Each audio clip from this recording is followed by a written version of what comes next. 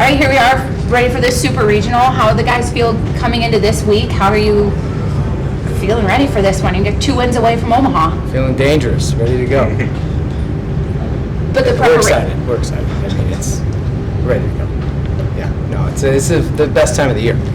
So, yeah, no, it's a lot of smiles, a lot of excitement, looking to capture some more celebratory moments.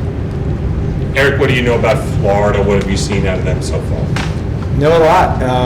They're obviously an outstanding program. This year's team is, maybe not unusual from the caliber of talent that they have, but maybe unusual with just their overall record. But I think what we saw in the regional is the team that they are, and everyone thought they would be at the beginning of the year. So, the regular season and their record in the regular season means absolutely nothing. And all that matters is they won the regional. They're playing well. They probably were a lot of people unsure if they were going to get in, and they got in, and that's going to be a mentally freeing type of feeling. So I'm sure they feel like they've got house money, and they capitalized on that in the regional, and we expect they're hot, and they're coming in here with a lot of confidence, and we know it's going to be a huge challenge for us, especially given the caliber of their players. Speaking of Florida, did you get a chance to say hello to Coach O'Sullivan yet and catch up about the good old days? No. I don't imagine we'll be doing that. What do you remember about that year working alongside him, and what was such an incredible staff here that Coach Leggett assembled? I just remember, recognizing, like you don't usually recognize when you're at the right place at the right time and very lucky. It's usually something you reflect back upon, but I just remember recognizing that in the moment. Tim Corbin was just named the National Assistant Coach of the Year. Was just with the Team USA staff, which usually you don't see many assistant coaches on Team USA. And just obviously everyone knows Coach Leggett and knew the type of head coach that he was, but I think it was instantly recognizable that I was sharing an office with 2 assistant coaches who were going to go off to be outstanding Hall of Fame head coaches as well. And just being in that office with them, like maybe that's what I didn't recognize, how lucky I was to share an office with those 2 guys. But I did know that these are 2 of the very best to ever do it in college baseball, plus Coach Leggett. So it's just, couldn't have asked for a better opportunity, and that's why I have such reverence for Clemson, because this is my first ever coaching job and coaching opportunity, and changed the trajectory of my life, which is why I jumped at the opportunity to come back here, because I hold this place in such high regard, almost like a player would feel about their alma mater is how I feel about this place. It just draws up those same feelings I have when I start thinking about my time at East Carolina and playing for Keith LeClaire, who was part of Jack Leggett's coaching tree. So it's all connected, and it's just that staff and that year and those players and the season that we had. It's all part of those feelings. Erik, you alluded to the confidence that Florida's going to have on the diamond this week, but describe your bunch's confidence that you guys have going into this one. Yeah, our guys are feeling good. They're fired up. I mean, everyone's confident who's made it to this level. Everyone's coming off a regional championship, so how could you not be confident? And we feel especially confident just because our guys have been consistent. Not just this season, but from the day one of the fall, what they've done off the field as well as on the field, how they've competed in the classroom, how they've served the community, as well as the consistency. Maybe not every week. We've had a couple of slip-ups here and there, but our guys from a preparation standpoint have been hyper-competitive and ultra-consistent. And as a coaching staff and as a program and as Team 127, we couldn't ask for anything more, and draw a lot of confidence just from our preparation, knowing that we're ready. It's time to let it rip. Are you going to go obviously with Aiden tomorrow? No, we're going to go with Tristan tomorrow, and then Aiden game 2. So same 1-2. As far as Florida, just the team that hits a lot of home runs and playing in a stadium of these dimensions, like how important is it going to be just pitchers locating, not giving them balls? Yeah, it's a good point, because it's not just Caglione with his 31, but Shelton's got 20, and you got a bunch of other guys with double digits. So it's a dangerous lineup, top to bottom, a lot of home run threats in there. So yeah, we'll definitely have to be competitive, and if they hit a home run, we'll take it. You know, they can earn that, but what we don't want is to couple that with free passes or errors or things like that. So we've been doing a pretty good job lately of not beating ourselves and being pretty stingy from a pitching and defense standpoint, and we will absolutely have to do that with a team like this and a caliber of this offense with the power threats. We Eric, talked I so much imagine the about that. atmosphere is going to be pretty crazy here tomorrow. They have to open up the softball stadium to kind of get the overflow traffic. This is what you came here for, I imagine, to see this kind of scene. Yeah, this is awesome. I mean, we definitely have a whole nother standard deviation of attendance possibilities here. You know, 6,000 is great, 10,000 is better. And I think this is one of those programs that has that level where we could, you know, certainly achieve 50% more capacity. And, you know, weekends like last weekend proved that. And I can't wait to see the energy in the stadium. That was the best college baseball environment in all my years of being a part of college baseball that I've ever seen. I felt like I was in a rock concert with Journey song playing and the cell phone flashlights, and that will be burned into my brain forever. And I know we've got 2 day games, so we won't see that again, but that was just an incredibly special atmosphere. And just again, thank you to the Clemson community who made it happen, because they made it happen. You got students up in the balcony over there, like, you know, created their own additional student section. It's just, you know, a lot of authentic, cool things that are happening. And I expect this weekend will be no different. We're going to have great weather. We're going to have plenty of people out, and we've got all kinds of room, not just the softball stadium. We got the turf field.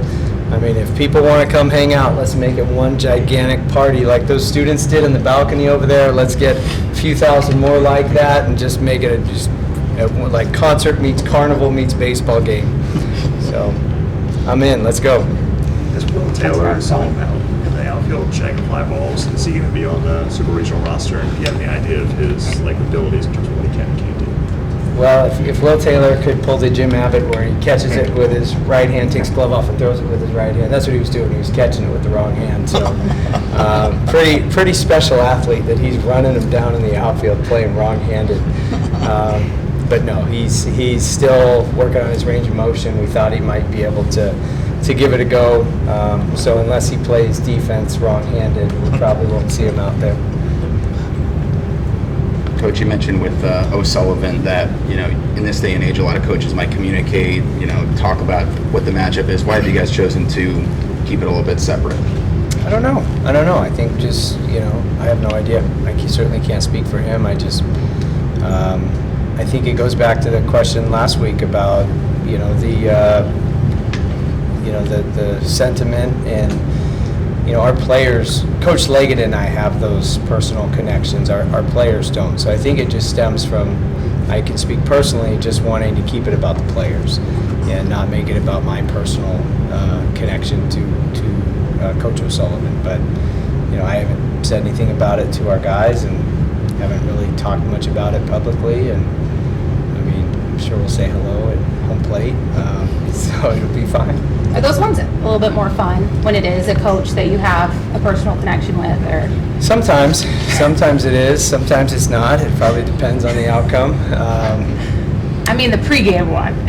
Yeah, I mean, yeah, it was, I didn't see Coach Corbin last week until the regional meeting, and I won't see Sully until the pre-super regional meeting this afternoon. So, yeah, it'll be good. It'll be fine.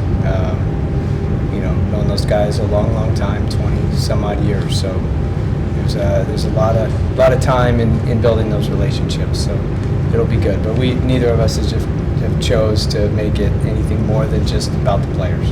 You talk about keeping it for the players.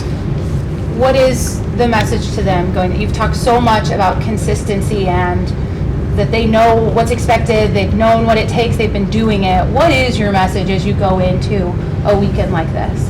Compete hard, play hard, have fun. I mean, it's can't get much more complicated than that. So those are kind of the three of the things we've been talking about a lot lately. Is just time to, you know, clinch a division championship and then a regional championship and an opportunity this weekend. So you just got to put the target on competing and playing as hard as you possibly can and having as much fun as you possibly can on a baseball field with your friends. Eric, I know you've talked about Jack and your connections a long time. I mean, just going back to it, what made you think, some guys might think, well, I don't want the former coach around as much, or at least certainly not in the dugout and part of the program, because, it's now my program. What kept you unafraid to do something like that? Well, we don't, first off, we don't talk like that, like it's my program or my players. Everything is we, our, and us. And so our program, Clemson baseball, Coach Leggett is a quarter of a century invested into that. His fingerprints are all over this field and stadium and alums and everything. And, I've never been electrocuted except for when he comes around every day, and it's like getting a bolt of lightning. I mean, he just injects positive energy into everyone he's around. So, selfishly, for wanting the team to get better and have exposure to Coach Leggett and all the things he brings, the words of wisdom, the years and years and decades of wisdom and coaching experience. Our guys are lucky to have him, and he's a great friend.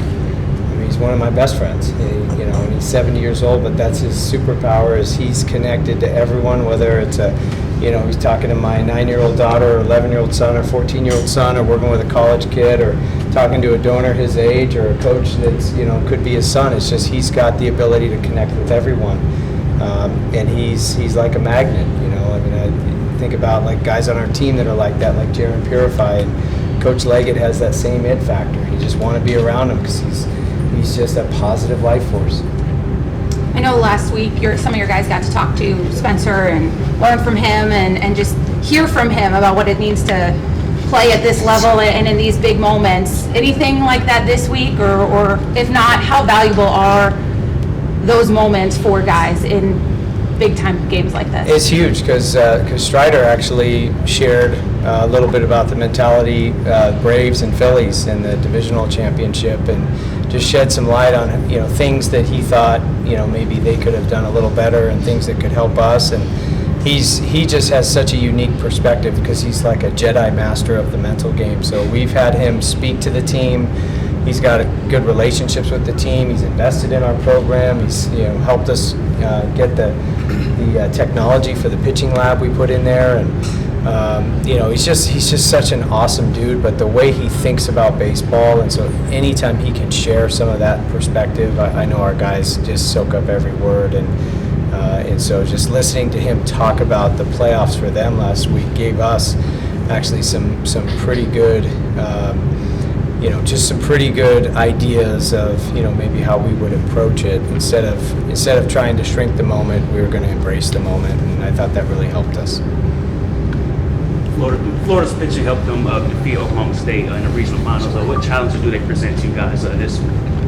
Yeah, it's all pro prospects with power stuff. I mean, the guy tomorrow tops out at 98. The guy after that's also upper 90s. So you got Peterson and Caglione, who are upper 90s stuff with swing and miss offerings, and then everyone in the bullpen is a mid 90s type of pitcher. I mean, they just roll out one power arm prospect after the next. So they swung it and they pitched well, and they had to do it the hard way through the losers bracket last weekend. But they did enough at the end. They kept a good hitting Oklahoma State team to just 2 runs in both those final games, and that's really tough to do at their park with the offense that they have, because it's a very offensive park. And so what they did in those games in the regional last weekend was super impressive.